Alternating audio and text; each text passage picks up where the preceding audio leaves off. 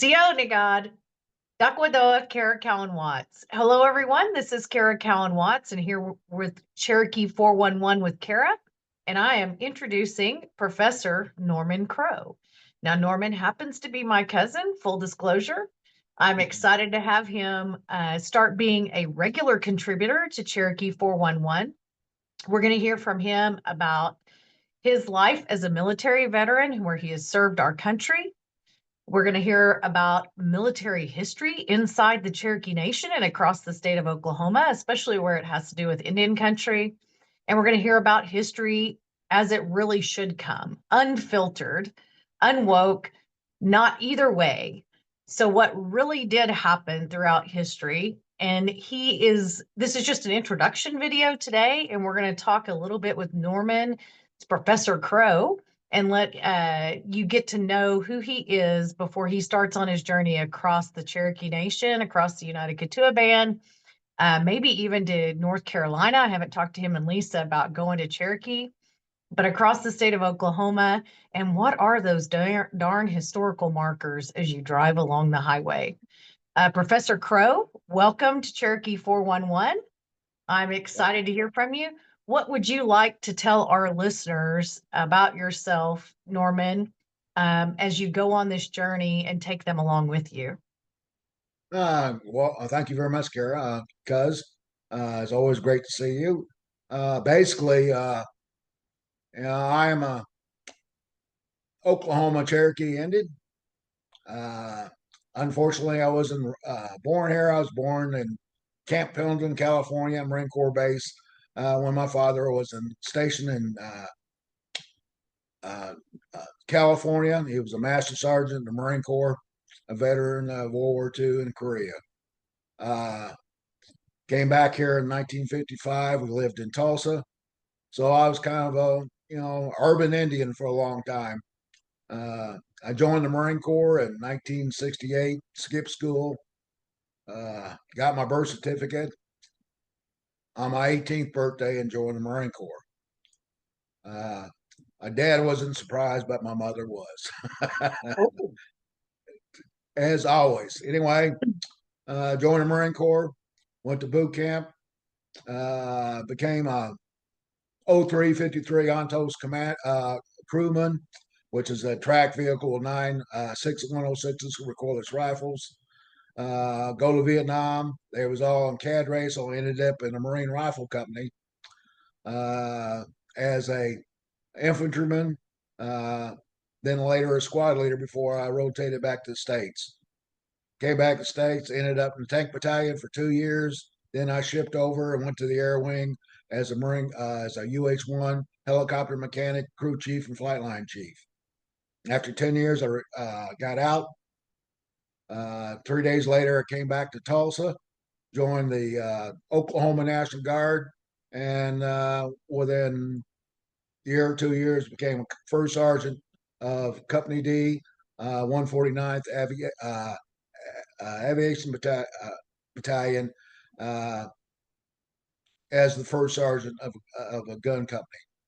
In '82, we disbanded, and we set up the first uh, reserve component, special operations aviation uh,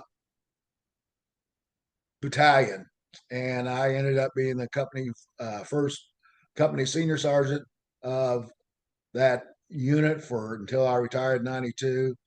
Uh, we were sort of the special ops for the Green Beret. That we were their transport, wow. and we served all over the world. Anyway, I retired in '92.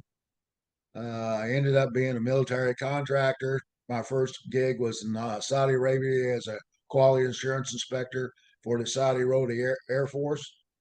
Came back home, went to TU and at graduate school and earned my master's degrees in American history, with a little bit force on a little bit of side study on U.S. foreign policy. Excuse me. Then I ended That's up incredible. then I ended up getting a job with Central Texas College and I served aboard ships for 4 years, 4 deployed warships in the Middle East or the Persian Gulf, the Mediterranean, and I did that for 4 years. Went a lot of places. Taught sailors and Marines aboard these amphibious readiness groups, which I liked it as I was with my people. I love this. And I do special things. We go to port and I give excitements. Oh, let's go to this museum or go to that museum. Then would take them on field trips. One place we turned into Naples during Christmas, and I asked the captain of the ship to borrow his duty driver and his vehicle, and I took him to Pompeii, and we did a field trip in Pompeii and Herculaneum. So I try to do different things and I try to make it interesting. Like why we're here. Why is the Sixth Fleet here?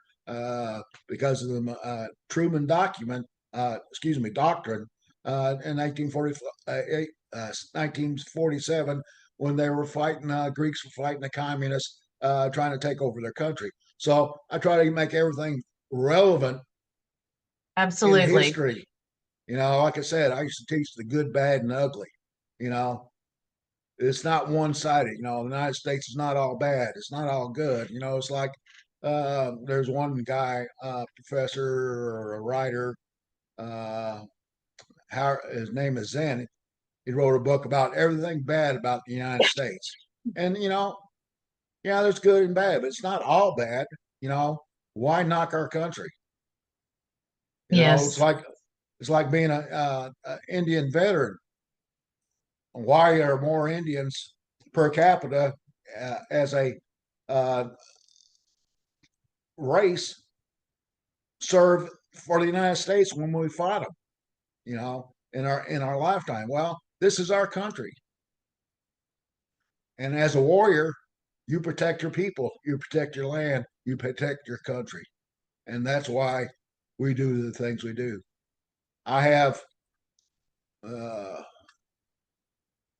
ancestors that fought with 30 and Home Guard, Union Indian Brigade during the Civil War, and were involved in most of the battles in the Civil War here in Indian Territory in Cherokee Nation. My father served for about 40 years. My oldest son, 29 years in the Marine Corps, is a master gunnery sergeant. My youngest son, 12 years in the Army. We all in Iraq at one time or another, kind of missing each other, in Afghanistan. So I worked as a contractor in those places. So always interested in history. I visit places. I try to understand them and the cause and effect of what happened. A lot of history teachers teach dates. I don't teach dates. Dates are a timeline. What happened is cause and effect. What happened and the results of those actions. That's what history is about. It's not all one sided. You know. Yes, it's And I terrible. think So you're hitting on that, Professor Crowe, the relevancy right, of, history is not something relegated to the past. It still impacts us today. And right. that's one of the key reasons why I am so excited about you being a regular contributor to Cherokee 411. Besides the fact that I love you and adore you. And I'm excited about what Lisa will think of stuff for both of us next. Right. Exactly. Yes. So there is a lot to share. You're going to be contributing a significant amount on a regular basis. I know. So first order is thank you for your service and your entire branch of the family tree. What incredible service to ensure that we all have freedom now and going forward. So thank you for that. And I know that that really helps shape your perspective, not just on our US history, but our Cherokee history. And that really informs the conversation. So I can't wait to see what you're going to bring forward. And so the order of business is there's going to be graphics, there's going to be a page, there's all sorts of stuff. I think Lisa said you're going to have your own website and we'll link to it. We're excited about that.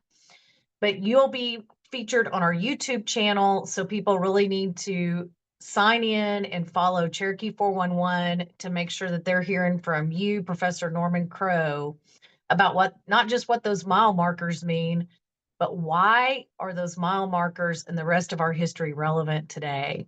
And it's going to be stuff that they're not going to see in a museum. And I'm excited Right. about that, Norman.